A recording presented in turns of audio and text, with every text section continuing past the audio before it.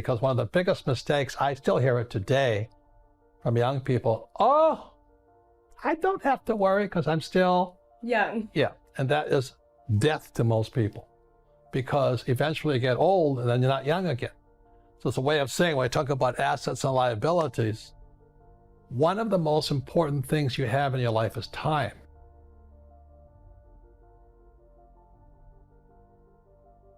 But most people are chasing shiny objects. They want to make money. They're not building an asset here.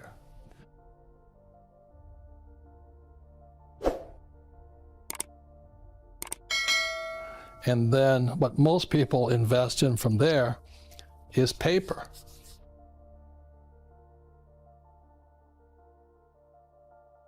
The big mistake I see young people make is they focus here. And the words are, I want to do what I love. That's the track. You see, in real life, sometimes you have to do what you hate.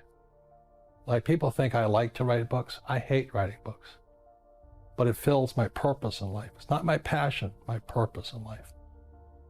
Because my purpose was to get here. A lot of these guys get trapped here doing what they love.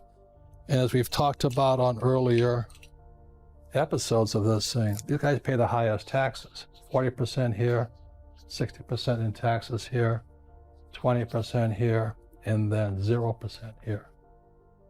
So when I was before my 20s, I knew I wanted to go there, and it wasn't doing what I loved. I had to learn what I didn't want to learn. I had sometimes to do what I hated. I had to learn about taxes. I had to learn about debt. I had to take classes. I had to learn about insurance. So I was doing a lot of things I hated doing so I could come over here. These guys never do this because they live their passion. I want my passion. The difference in passion is greedy, purpose is for other people. So my purpose was to come over here so I could serve more people. Okay. So I have employees here and all this. I don't buy stocks, bonds, mutual funds, because as a professional investor, I can create my own assets. The richest young guys today start companies. It's called Facebook, Google, Apple, stuff like that, you know. Number 2 is real estate. So what my rich dad taught me is a combination of being an entrepreneur in business and entrepreneur in real estate. It's that combination is I pay no tax and I make a lot more money. Okay. So a lot of guys say, well, I have a business. I say, well, how much real estate you got? Without real estate, you pay tax. That's the problem. And then there's paper, which is stocks, bonds, mutual funds, and savings. That's what most people should be in. The reason savings are good, I mean, paper is good, like stocks, bonds, mutual funds are liquid. You make a mistake, you can get in and out real quick. Called liquid. The trouble with these two, you make a mistake, you're there forever. Can't get in and out. So that's why you gotta be very smart before you go in. Most people invest in from there is paper. And that's fine. That's stocks, bonds, mutual funds, savings, ETFs. Not my game. I don't love it. I actually hate it.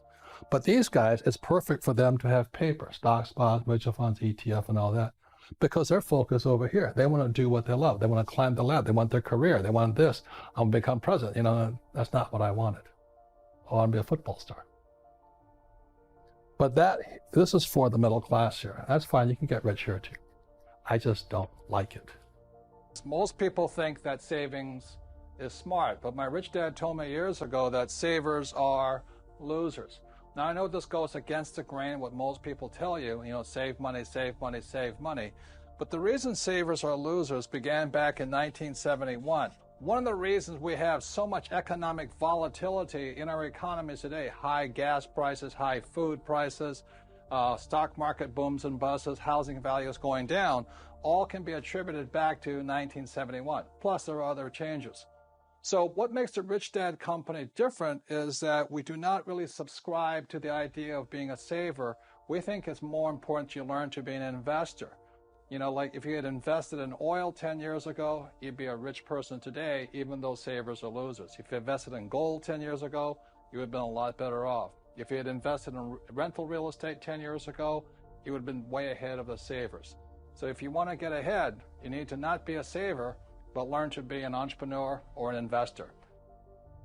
The big mistakes I see young people making is here. You know, they think about what they want to do, what they love. And what I'm saying to you, the millennials right now, invest in what you love. There's a very big difference. In other words, think about this side first.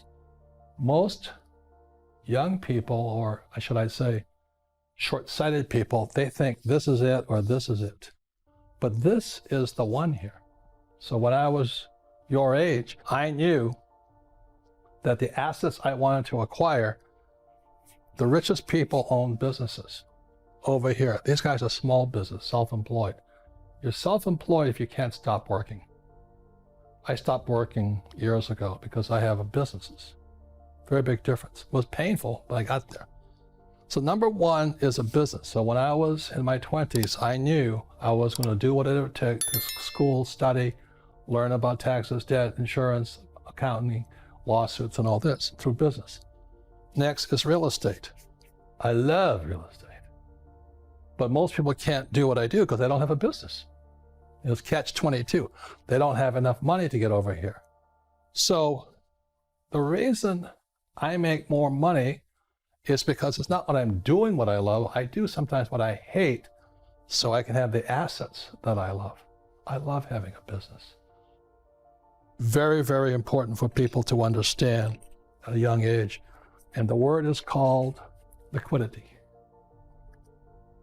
The reason this is better for most people is because it's liquid. You can buy a stock, you make a mistake, you get out. You buy an ETF, you make a mistake, you get out. It's good, it's important.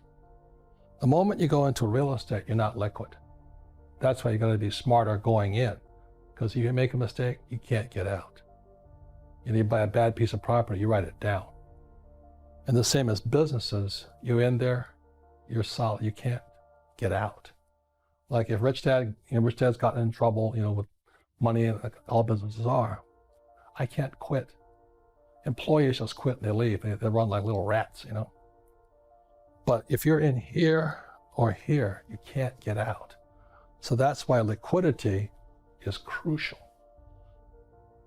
Savers are the biggest losers today.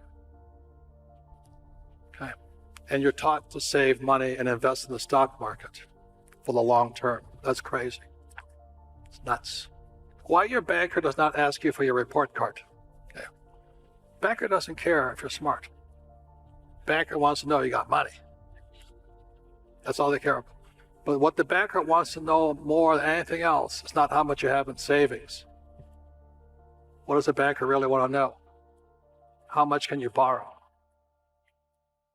You can borrow a lot of money, they love you. You can't borrow any money, they give you a credit card. Because everybody's talking about millennials. What's wrong with them? Millennials are the most highly educated generation in history. They know all the answers, but they're afraid of doing anything. And the reason they can't do anything is because you might hurt somebody's feelings, you might make a mistake, and that just keeps you guys just trapped in this little box.